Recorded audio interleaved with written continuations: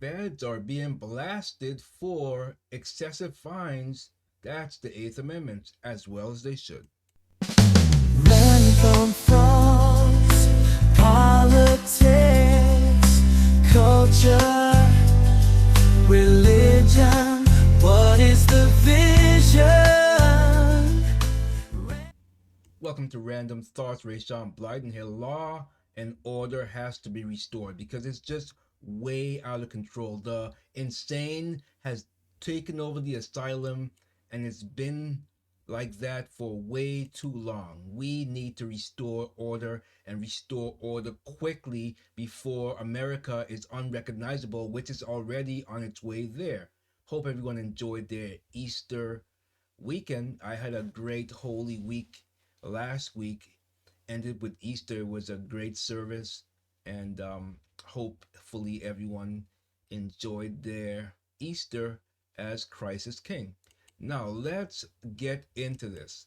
Feds blasted for violating Eighth Amendment's limit on excessive fines. Governmental, or governmental rather, I can't speak today. Governmental abuse of power has been astronomically out of control. As I just said, it definitely has been out of control. Definitely out of control. The judiciary contingent that has aligned itself in a series of cases against President Donald Trump and other Americans is being blasted for violating over and over the Eighth Amendment prohibiting or prohibition on excessive fines. And excessive is insane. For example, you have someone like a Epstein, and he's given bond from maybe 10,000 if I remember correctly, which crimes were committed. Here you have no crime committed. Everyone's been paid. The bank's happy. Loletta LaQuisha, I like it to call her, Brown, she's done the same or worse, and yet they want to slap this $435 million fine. This is insane. Even if it was knocked down to 175 million, that's still excessive. The man has not committed a crime, but I digress. The condemnation comes from Lawrence Kadish, who serves on the board of governors of the Gatestone Institute. Quote here, it is high time, he said, to call on all judges and patriots to put a stop to crimes committed by those who have been elected or appointed to uphold the laws of the nation and the United States Constitution. And let me stop right there. Absolutely correct. As I said, the insane has taken over the asylum. We cannot allow the insane to run the asylum, because when the insane run the asylum, everything runs amok. They just care about power, and absolute power corrupts absolutely. So let's continue. But who instead have been violating the law and assaulting the Constitution, sadly, with impunity? I say sadly with impunity because it's exactly what they're doing. There have been several examples of egregious, egregious, I'm sorry, egregious, rather, federal decisions. Oh, egregious, I can't pronounce the word, I'm sorry. You can see it with your own eyes there.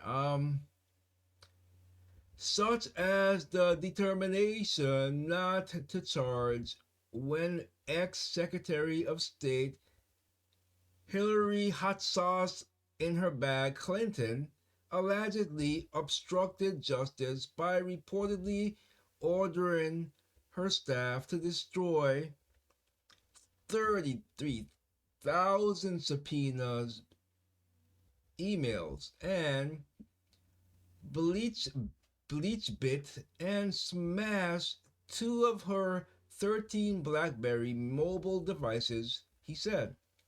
He's not wrong about that. He's not wrong about that. Then, two, he said, Joe Biden has intentionally defied the Supreme Court ruling that he was not authorized to make taxpayers pay some 138 billion that was loaned to college students. First Amendment violations abound in the government, he said, citing the orchestrated efforts by the FBI and the others to quash the contents of Hunter Biden's laptop. Remember, they said that it was just a conspiracy theory, it was not true. Or calling true medical information false during the COVID-19 pandemic. But now the Eighth Amendment has been in the bullseyes, he explained. First, I would like to get to know you. I'm thinking of a movie. What's the movie am I thinking of? First, there has been governmental abuse of power, astronomically out of control, against those who supposedly walked through the People's House on January 6, 2021.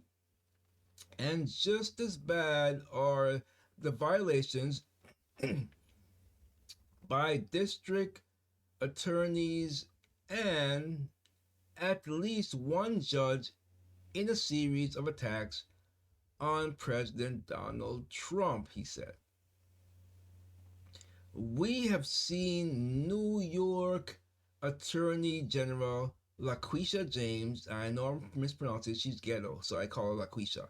LaQuisha James actually campaigning for the election on a platform of Get Trump. Remember, what did she say? Too stale, too pale, too male. So get her, Trump, sue her because she's being racist by saying you're too pale, excluding whites, and too male, she's discriminating against you because of your sex. So get her, get her ghetto butt. It is time. It is the same process used by Stalin's head of the Soviet secret policy, NKVD. What's this? The light is shining in my eyes. Lavrenti, I don't know how to pronounce it, Beria, who reportedly said, "Show me the man and I'll show you the crime." This is true. At present, we are seeing laws being contorted so that one person, former President Donald J. Trump, is being prosecuted for a supposed crime in which no estimates were misrepresented, without a clause insisting that the other parties to the contract, here sophisticated banks, verified the estimates for themselves. No one was defrauded. Again, no one was defrauded. Look at me. No one was defrauded. No one ever even complained of being defrauded or wronged. But remember, too male, too stale, too pale. Keep that in mind. Trump was a whale with whom it would like to do more business. So they wanted to do more business with him. But he was too male, too stale, and too pale, according to LaQuisha Brown. Trump was a whale, as I said, but yet everyone in this kangaroo trial of alleged criminal fraud said that they had done colossally well from it. So documented. It was documented. Yet a fine of $500 million was imposed. This is just crazy stuff. And I could go on and on until the break of dawn. The point of the fact of the matter is these people have to be stopped and have to be stopped quickly. What do you think? Let me know in the comments below. Leave a like, share, and subscribe. And I'll see you in the next one. Random thoughts, politics.